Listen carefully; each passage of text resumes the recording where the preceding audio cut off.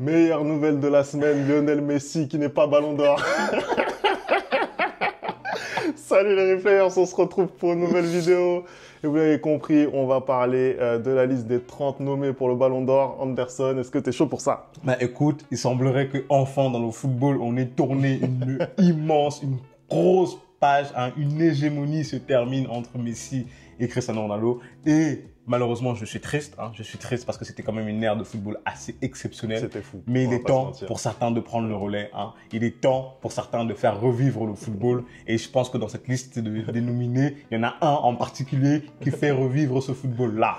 Donc, tu peux lancer la vidéo, Femi, tu peux lancer le générique. Et bien évidemment, n'oubliez pas de nous soutenir, de commenter, de liker. Ça fait toujours plaisir. Ça nous aide pour l'engagement, ça nous aide avec l'algorithme, ça nous aide à développer la chaîne. Merci à ceux qui le font déjà continuellement et pour les nouveaux arrivants, n'oubliez pas de le faire et n'oubliez pas aussi de vous abonner pour avoir encore un peu plus de contenu du replay foot. Allez, on envoie le générique, c'est parti.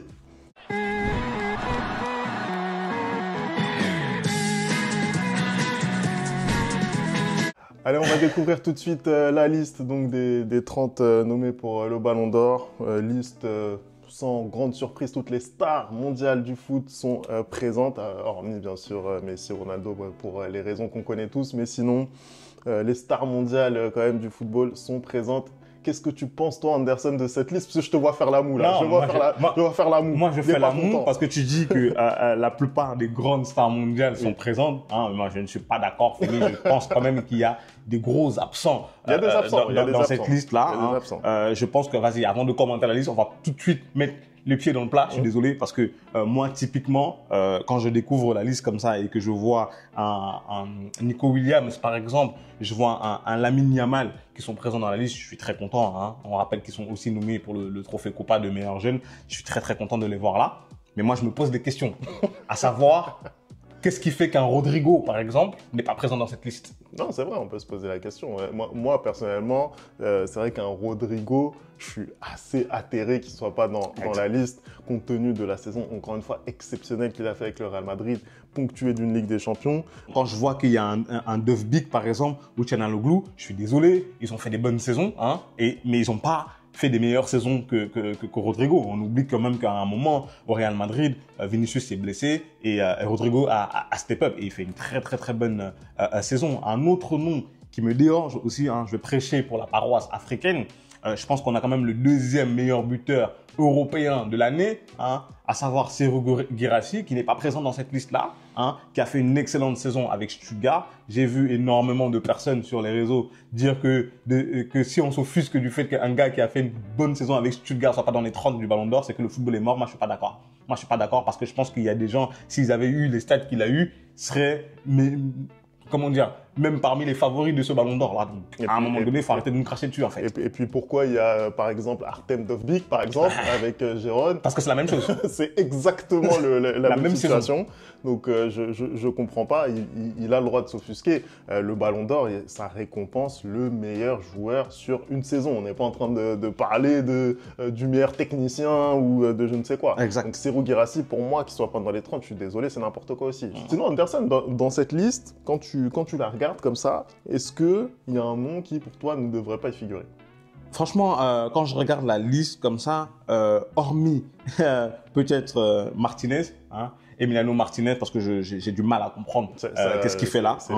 Quand on voit surtout qu'un Mike Maignan n'est pas dans la liste, j'ai envie de comprendre. Parce qu'à un moment donné, on donne des ballons d'or à Messi parce qu'il a gagné la Copa América. Je pense que c'est aussi ce qui fait qu'aujourd'hui Martinez est nominé dans cette liste des 30. Mais sinon, hormis ça, il n'a absolument rien à faire là. Et j'aurais préféré justement qu'il ne soit pas là-dedans et avoir un Rodrigo ou un Guirassy. J'ai l'impression qu'il est là pour les quotas, parce qu'on a l'impression qu'il n'y avait pas trop de gardiens, bim, on le balance là-dedans. Si il y a Dibou Martinez dans cette liste, pour moi, il doit y avoir Mike Maignan. Pour moi, Dibou Martinez, je suis même pas certain qu'il gagne le trophée Yashin. Je suis désolé. Là, effectivement, il gagne la Copa América cette saison. Mais bon, quand tu vois l'Euro de zinzin que nous a fait Mike Maignan, régulier également, même s'il y a eu des blessures avec le Milan AC, je suis désolé, ça mérite quand même au moins une place dans les 30 si Djibou Martinez y est. Même un Lounine mérite beaucoup plus d'être dans cette liste que lui, en fait. Parce que la saison que Lounine sort l'année dernière, elle est juste exceptionnelle. Tu vois, prendre comme ça le relais de Thibaut Courtois, c'est pas facile. Et au final, il se retrouve pas dans la liste et on met un Martinez. Franchement, c'est le seul nom qui me gêne vraiment dans cette liste-là. Sinon, dans l'ensemble, elle est assez cohérente. On notera aussi l'absence de gros joueurs comme Mohamed Salah ou Robert Lewandowski aussi, qui sont pas dans la liste, ou encore comment il s'appelle, Kevin De Bruyne, qui ont eu des saisons un peu compliquées. Et Lewandowski, ça fait très très longtemps qu'il n'a pas été parmi dans la liste des 30 au Ballon d'Or. Donc ça fait un peu du bien d'avoir du renouveau. En tout cas, quoi qu'il arrive, on aura un nouveau vainqueur du Ballon d'Or cette année. Un vainqueur inédit. Avant qu'on donne nos pronos, parce qu'on va les donner, d'ailleurs, n'hésitez pas à donner vos avis en commentaire. Moi, j'ai aussi envie de prêcher pour ma paroisse. Je vais y arriver, Anderson. Tu vas me dire qui? Tu vas me sortir qui, hein? Moi, honnêtement, je suis désolé. Robin Colomani? Non, mais...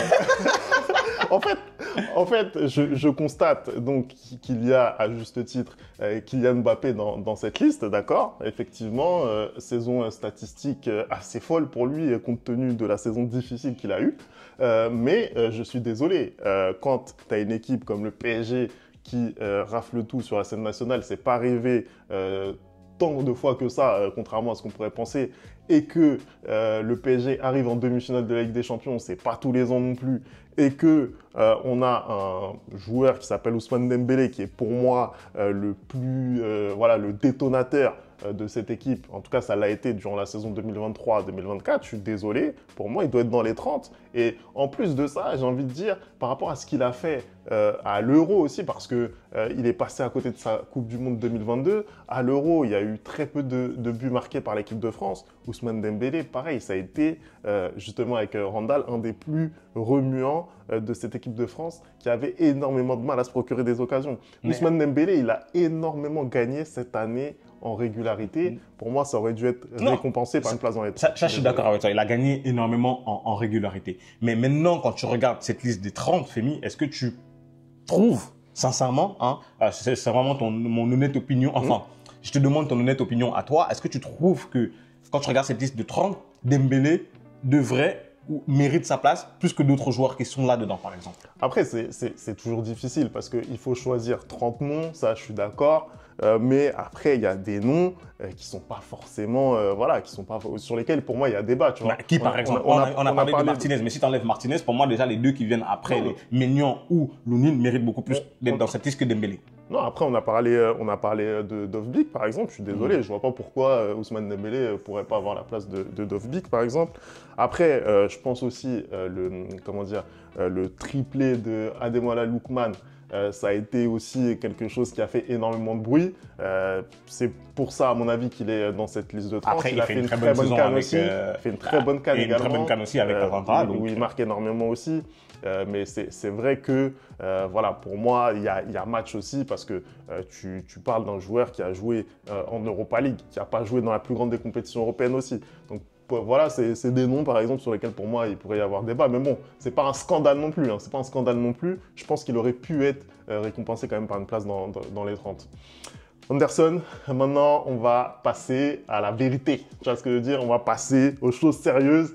Tu vas nous donner, selon toi, 3 noms, d'accord, qui sont susceptibles de figurer sur le podium du Ballon d'Or, du 3e au 1er. Anderson, c'est à toi. Moi, je suis pas d'accord avec toi. Déjà, je vais pas te donner 3 noms. Moi, je vais te donner 5 noms. Je vais te donner 5 noms parce qu'il y a des mentions, honorables. Il y a des mentions honorables. Typiquement, par exemple, j'estime que quand on regarde la liste des joueurs qui sont présents là, il y a des joueurs qui, pour moi, s'ils ne sont pas top 5 aujourd'hui, ce serait un scandale. Et j'ai notamment 2 joueurs en tête. Après, je ne sais pas trop comment va être l'ordre, mais bon, je pense quand même que mon ordre va être en 5. Typiquement, j'estime que Toni Kroos, nouvellement retraité, pour moi, s'il n'est pas top 5 du Ballon d'Or cette saison, c'est un scandale. Je suis désolé, c'est un scandale. Avec la saison qui vient de nous pondre, avec le Real Madrid et même avec l'Allemagne qui était en souffrance avant cet Euro-là et qui, petit à petit, est en train de retrouver sa place parmi les grosses nations, je trouve que la saison exceptionnelle que fait Toni Kroos mérite au moins une 5e place dans ce Ballon d'Or. Au moins une 5e place. Je suis désolé, Femi. Je suis désolé. C'est dur. Honnêtement, pour moi, il est, je pense, top 10, Toni Kroos. Non, mais il est top 10, sûr et certain. Il est top 10. Mais pour moi, il est top 5 même. Top 5, il peut y avoir un débat. C'est pas un scandale s'il n'y est pas pour moi, clairement. Non, c'est un scandale. Franchement, s'il n'est pas top 5, c'est un scandale. S'il n'est pas top 5, c'est le supporter du Real Madrid qui dit ça. Mais bon, en numéro 4, en soi, si on est honnête, hein, si on ne voyait pas le foot uniquement par les statistiques et par les attaquants, je pense qu'il devrait même figurer parmi le top 3, mais je pense qu'il ne le sera pas. C'est Dani Carvajal. Voilà, Dani Carvajal, il a fait une saison exceptionnelle. Et au-delà des statistiques, c'est l'homme du Real Madrid. Il a été très bon avec l'Espagne qui allait gagner l'Euro. Je pense que Dani Carvajal a gagné absolument presque tous les trophées qu'un joueur doit gagner dans une saison, hormis la Coupe du Roi. Il a tout gagné pratiquement. Donc, et en étant un acteur majeur de ces compétitions-là, en Ligue des Champions avec le Real et en Liga avec le Real, il a fait une saison exceptionnelle pour son âge. Moi, je pensais qu'il était, l'année dernière, je pensais qu'il était cramé. Là, il est revenu nous offrir le meilleur de Dani. À l'Euro, ça a été la même chose. Plein de fois, il surgit, il te met des buts. Tu te demandes, mais est-ce qu'il vieillit pas en fait? Tu te dis, mais on n'a pas de remplaçant pour Carvajal au Real. Et quand il n'est pas là, on le sent directement. Donc pour moi, un joueur comme ça, si on se basait uniquement sur les trophées qui ont été remportés dans la saison et l'impact du joueur dans son équipe, je pense qu'il mériterait d'être dans le top 3. Mais il ne le sera pas, malheureusement. Mais j'espère au moins qu'il sera dans le top 5. Maintenant, mon top 3. Mon top 3, parce que j'ai hésité entre le 4e et le 3e. Je suis désolé. Aujourd'hui, je vais te dire la vérité, Femi, pour moi, il n'y a absolument pas de débat sur qui doit être Ballon d'Or. Le débat, il va plutôt être qui va être 2e, qui va être 3e. Je suis désolé. Non. Je vois les gens venir. Les gens venir. Il n'y a absolument pas de débat. En numéro 3, je mettrai Rodri. Voilà. Je mettrai Rodri pour la saison qu'il vient de faire encore avec Manchester City. C'est un homme important de City. C'est un homme important pour Guardiola. Il a été très bon avec l'Espagne à l'Euro, encore une fois de plus. Mais je suis désolé, Femi, c'est pas la pièce maîtresse ni de l'Espagne, ni de Manchester City. Parce que le collectif de Manchester City fait que si Rodri n'est pas là, il gagne quand même. Je suis désolé, il gagne quand même. Et à l'Euro, à l'Euro, c'est pas non plus le meilleur joueur de l'Espagne. On l'a vu, à cet Euro, le meilleur joueur de l'Espagne, c'était Fabian Ruiz. C'est absolument pas vrai de dire ça, mais on a vu toutes les difficultés qu'a Manchester City à chaque fois que Rodri n'est pas là. Tu peux pas dire ça. Ils ont des difficultés, mais est-ce qu'ils gagnent pas? Et en plus, est-ce qu'ils gagnent pas? Mais ça a un impact sur le résultat. C'est un peu plus compliqué. Après, Manchester City, ça reste une grande équipe, bien sûr, mais ça a un impact sur les résultats de Manchester City. Tu peux pas dire ça. En plus de ça, il termine meilleur joueur de la compétition à l'Euro. Mais c'est pas normal, Femi. On a parlé, on a fait un débrief ici. Non. Si tu veux, on va ressortir les extraits. Toi-même, tu as dit que c'était pas normal. Non, après, pour moi, clairement, il pouvait y avoir un Lamine Yamal qui méritait de terminer meilleur joueur. L'Espagne, c'est un collectif. Il pouvait y avoir Fabian Ruiz, mais je suis désolé, tu peux pas dire que Rodri, il a pas un impact prépondérant sur la victoire, que ce soit de Manchester City en Première Ligue ou de l'Espagne à l'Euro. C'est un joueur important. C'est un joueur important. Mais j'estime pas que c'est une pièce maîtresse comme l'est le numéro 2 et le numéro 1 que je vais citer tout de suite. Je suis désolé. Je trouve que la saison que fait Rodri l'année dernière, où on estimait que ça devait être Haaland qui devait être Ballon d'Or et finalement ça a été Messi, elle était beaucoup plus impactante que cette saison. Au final, si on prend la compétition de club, il n'a même pas été, impactant dans la demi-finale ou les quarts de finale qu'il a joué avec Manchester City. Je suis désolé. Il a failli en club, en tout cas, en Ligue des Champions. En sélection, il a été bon. En championnat avec Manchester City, il a été bon. Mais est-ce que cela veut dire, parce que je vois qu'il y a plein de gens qui sont en train de me sortir, qui sont en train de faire une campagne pour que Rodri soit Ballon d'Or, arrêtez s'il vous plaît. Arrêtez, soyons sérieux 2 secondes. Arrêtez. Et si tu fais partie de ces gens-là, je suis désolé, t'es fou. Je suis désolé, t'es fou. Je suis désolé. Moi, personnellement, je te le dis clairement, c'est pas mon Ballon d'Or, Rodri, je te le dis. Mais en fait, c'est plus l'argumentaire qui me dérange parce que en soi, un joueur comme Dani Carvajal, pour moi, c'est un peu comme Rodri, c'est-à-dire qu'il souffre énormément de leur position sur le terrain en fait. C'est-à-dire que aujourd'hui, c'est beaucoup plus simple pour, je sais pas moi, pour un Vinicius Junior, pour je ne sais qui, d'un Lamine Yamal même, d'être beaucoup plus décisif et plus impactant sur le résultat. Ah, mais ça, je suis totalement d'accord avec toi, Femi. Ça, je suis totalement d'accord avec toi que le rôle un peu des milieux défensifs ou relayeurs et tout est totalement ingrat. Mais tu viens de le dire, en fait. Tu viens de me donner, parce que là, je t'ai dit que j'existais entre le 4e et le 3e tout à l'heure. Parce que pour moi, même à mon sens, si on veut être honnête, même pour moi, Carvajal est même devant Rodri, par rapport à tout ce qu'il a fait dans la saison. Et justement, ils souffrent de leur poste. Mais qu'est-ce qu'il fait aujourd'hui? Pour les gens qui me disent que Rodri doit être Ballon d'Or, qu'est-ce qui fait aujourd'hui que Rodri mérite plus que Carvajal? Qu'est-ce qu'il fait aujourd'hui? Comment vous le calculez, ça? Non, mais après, c'est les trophées. Voilà, c'est les trophées. Mais du coup, il y en a un qui a gagné beaucoup plus de trophées que l'autre. Carvajal a gagné beaucoup plus de trophées que Rodri, si on est d'accord. Oui. Dans ce cas-là, qu'on lui donne le Ballon d'Or, et c'est fini. Non, mais parce qu'il y a plein de gens qui font des campagnes pour me dire que ça doit être Rodri. Je suis pas d'accord. Mais on pourrait donner le Ballon d'Or à Carvajal. Hein. Pour moi, ça serait pas scandaleux. Ça serait pas scandaleux. Ça serait pas scandaleux. Surtout vu la saison qu'il a fait. Voilà. Donc, voilà, pour moi, le numéro 3, c'est Rodri. En numéro 2, je ne vois même pas comment c'est discutable aussi. J'estime que Jude Bellingham est le numéro 2 de ce Ballon d'Or 2024. Avec la saison qu'il vient de produire au Real Madrid et aussi avec sa sélection, je suis désolé, il mérite. Est-ce que les gens se rendent compte à quel point c'est difficile de faire un transfert comme il a fait, à savoir de venir de Dortmund au Real Madrid, 100 millions d'euros, hein, avec la pression qu'il a, parce que je pense qu'il y a un nouveau joueur là qui vient d'arriver, gratuit, hein, qui a une pression énorme et qui n'a pas les mêmes prestations, et livrer la saison qu'il a réalisée avec le Real Madrid. C'est extraordinaire. Il a gagné la Liga, la Super Coupe d'Espagne, il a gagné la Ligue des Champions et les finalistes de l'Euro, en ayant à chaque fois joué un rôle important. C'est-à-dire que pratiquement à lui tout seul, il maintient le Real sur la première partie de saison. C'est-à-dire qu'il a outrepassé son rôle. Hein. Il est devenu meilleur buteur limite du Real. Il était en passe pour être meilleur buteur de la Liga pour un milieu offensif quand même.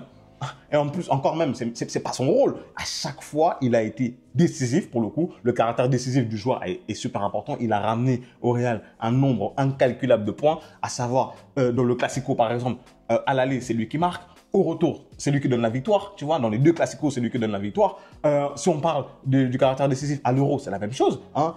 Il sort ce retourné exceptionnel qui permet de maintenir l'Angleterre encore en course et qui permet à l'Angleterre d'arriver jusqu'en finale. Pour moi, j'estime qu'il fait un très très bon Euro. La plupart des gens, moi le premier, attendaient Phil Foden comme la révélation en Angleterre pendant l'Euro et finalement ça a plus été Jude Bellingham qui a fait un très très bon Euro. Je pense qu'il fait aussi un travail ingrat. Le nombre de kilomètres qu'il parcourt dans un match est assez exceptionnel, que ce soit en Liga, que ce soit en Ligue des Champions où il était très très décisif, que ce soit à l'Euro. Moi je trouve que ça a été un joueur fantastique tout au long de la saison. Malheureusement, en deuxième partie de la saison, il a un peu payé les efforts qu'il a fournis dans la première partie et du coup il a été un peu moins impactant, même si au final, en finale de Ligue des Champions, c'est quand même une passe décisive, hein, on l'oublie pas. Moi je trouve que Jude Bellingham, il mérite d'être deuxième au Ballon d'Or cette année. Voilà.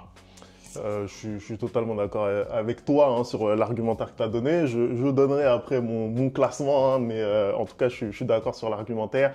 Anderson, c'est qui ton vainqueur? Qui succède pour toi à Léo Messi? Pour moi, le vainqueur du Ballon d'Or 2024 qui succédera à Lionel Messi et son 8e Ballon d'Or volé est bel et bien évidemment Vinicius Junior. Je pense qu'il y a des secrets pour personne. Moi, aujourd'hui, si Vinicius ne gagne pas le Ballon d'Or 2024, c'est un scandale. Je le dis clair, net et précis. C'est-à-dire que c'est le joueur vraiment hein, qui a illuminé cette saison de par son football, hein, de par son caractère décisif et aussi avec les trophées. Il a montré son importance avec le Real Madrid et son importance avec le Brésil. Justement, je vais arriver là-dessus parce que je vois ses détracteurs venir sur le fait que il n'a pas gagné la Copa América. Et justement, on voit à quel point le Brésil a souffert de son absence hein, durant cette demi-finale quand il n'était pas là. C'était quand même super. Ça se voyait comme, comment dire, c'était clair comme de l'eau de roche que le Brésil avait besoin de ce détonateur, de ce créateur qu'est Vinicius. Alors sa saison avec le Real, en ayant raté un mois, presque 2 mois, il est exceptionnel. C'est-à-dire que quand il est revenu de blessure, je crois que Vinicius, c'est 26 buts et 11 passes décisives, si je ne m'abuse. Hein. C'est quand même en 50 matchs, tu vois. C'est des statistiques extraordinaires. À chaque fois, bien évidemment, il a marqué en finale de la Ligue des Champions. Hein. Bien évidemment, il a mis un triplé en Supercoupe d'Espagne quand même. On oublie contre le Barça. En fait, ça, c'est des éléments, des actions qui marquent les gens. Il a été super important pour la victoire du Real en Liga, en deuxième partie de saison, quand Jude était un peu moins en forme. Il a été très, très important pour la victoire de la Ligue des Champions pour le Real Madrid. Il a été homme du match quand même. On le rappelle dans les deux demi-finales. Les demi-finales qui nous sortent sont juste fabuleuses. La finale qui nous sort contre Dortmund, je pense que c'est un bijou. Ça fait longtemps qu'on n'a pas vu un joueur jouer au football à ce niveau-là. Il a pour lui le caractère marquant, il a pour lui les statistiques et il a pour lui aussi, je suis désolé, c'est important, le rayonnement en dehors des terrains parce que son combat aujourd'hui qu'il est en train de mener contre le racisme, c'est super important et moi je suis content qu'un joueur comme ça puisse parler quand je vois qu'il a fait une déclaration qui disait que si l'Espagne, rien ne changeait, on devrait leur retirer le ballon de l'organisation de la Coupe du Monde. Plein de gens se sont offusqués. Pour moi, non, c'est important de parler de ce genre de choses et il ose parler. Et pour toutes ces raisons-là, pour moi, Vinicius est aujourd'hui le meilleur footballeur du monde. En tout cas, de la saison 2024. Voilà. Donnez-nous votre avis sur le top 5 de Anderson.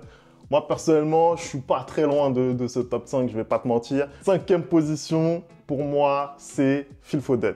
Phil Foden, énorme saison avec Manchester City. Ça a été la saison où il s'est imposé comme le patron d'une équipe qui a réussi à aller chercher le Graal en Première Ligue. 4 fois successivement vainqueur de la Première Ligue, c'est absolument exceptionnel. Il a tenu la pression, il a été quand même d'une énorme régularité. Il a joué 69 matchs la saison dernière, c'est colossal. Vraiment, c'est un truc de fou. Je ne sais pas si on se rend compte quand même. Quasiment 70 matchs de disputés. Il est décisif 40 fois, 28 buts, 12 passes décisives. Bref, c'est incroyable ce qu'il nous a fait. Moi, en plus, je prends un énorme plaisir à le regarder sur le terrain. Il met des buts à chaque fois qui sont sensationnels. Voilà, il a mis des buts incroyables durant cette campagne, notamment de Ligue des Champions. Pour tout ça, il mérite quand même sa place dans le top 5. Après, il a été assez décevant pendant l'Euro quand même. Je pense que s'il avait fait un excellent Euro, il n'y aurait même pas de débat, il serait dans le top 3. C'est vrai, c'est vrai. Je pense que son Euro est un petit peu décevant, mais bon, je viens de le dire, il a joué 70 matchs quasiment cette saison. Logique qu'il y ait un petit relâchement, mais en tout cas pour moi, il fallait saluer sa saison par une présence dans le top 5. J'espère que ce sera le cas pour lui. Le numéro 4 fait mis de ton top. Le numéro 4 de ton top, on a hâte. Le numéro 4. Là, tu me surprends. C'est vrai qu'un Phil Foden, je n'avais pas pensé. C'est tout à fait légitime. Ton argumentation est tout à fait, ton argumentaire est tout à fait légitime. 4e de ce classement du Ballon d'Or, pour moi, c'est Rodri. Pour moi, c'est Rodri. Pour moi, c'est Rodri. Donc, il a fait tout ça, là. Il m'a embêté, il m'a emmerdé pour le mettre 4e. Il a mis en dessous de moi. Non, vous voyez, quand on dit que ton ennemi n'est jamais loin. Non, mais en fait, pour moi, en réalité, c'est simplement la saison des 3 autres qui sont devant qui fait qu'il ne peut pas aller plus loin. Mais pour moi, Rodri, il est irréprochable pour les raisons qu'on a données tout à l'heure. Je ne vais pas réargumenter, mais Rodri est irréprochable et Rodri est vraiment indispensable aux équipes dans lesquelles il joue, en fait, que ce soit la sélection ou que ce soit Manchester City. Donc, pour moi, il mérite sa place dans le top 5. Je ne peux pas le mettre plus haut parce que les 3 personnes qui sont devant, pour moi, méritent amplement leur place sur le podium et il n'y a même pas de discussion possible. J'ai hâte de les découvrir, en tout cas. J'ai hâte de découvrir un roulement de tambour. Numéro 3, Femi, à toi. Allez, numéro 3, Dani Carvajal. Dani Carvajal, encore une fois, on en a parlé, je ne vais pas répéter les mêmes choses, mais quand on a un joueur comme ça qui gagne tout, pour moi, il faut le mettre en valeur, d'autant plus qu'il a un rôle vraiment central dans ces succès-là. Je me rappelle une année, je crois que c'était 2018, où c'était Varane, je crois, qui avait tout gagné, qui avait été très bon lui aussi, mais je pense qu'il avait un peu plus d'impact en équipe de France qu'au Real Madrid, je trouve. Là, Dani Carvajal, c'est le patron au Real Madrid, c'est un des tauliers en Espagne. Pour moi, ça mérite une place sur le podium. Dani Carvajal, même si c'est un défenseur, 3e pour moi de la course au Ballon d'Or. Le deuxième, le numéro 2, comme pour moi, c'est Monsieur Vinicius Junior. Monsieur Vinicius Junior. Vinicius Junior, je le dis d'emblée, hein, mon numéro 1, c'est Jude Bellingham. J'imagine. Mais c'est intéressant de voir ton argumentation. Vinicius en deuxième et Bellingham Ballon d'Or. C'est très très intéressant là. En fait, pour moi, déjà, bon, je souscris à tout ce que tu as dit avant. Ils font des saisons tous les deux exceptionnelles. Pour moi, ce qui fait la différence, déjà, d'une part, il y a le parcours de Jude Bellingham à l'Euro. Je suis désolé, mais sortir ce qu'il a fait à l'Euro après une saison aussi harassante que celle qu'il a eu à disputer au Real, avec des buts voilà, aussi décisifs que beaux, voilà, ça pour moi, ça pèse énormément dans la balance. Il n'arrive pas à aller chercher le trophée au final, mais face à quelle équipe? Une équipe absolument exceptionnelle. Tu peux rien faire. Tu peux absolument rien faire, même quand tu t'appelles l'Angleterre.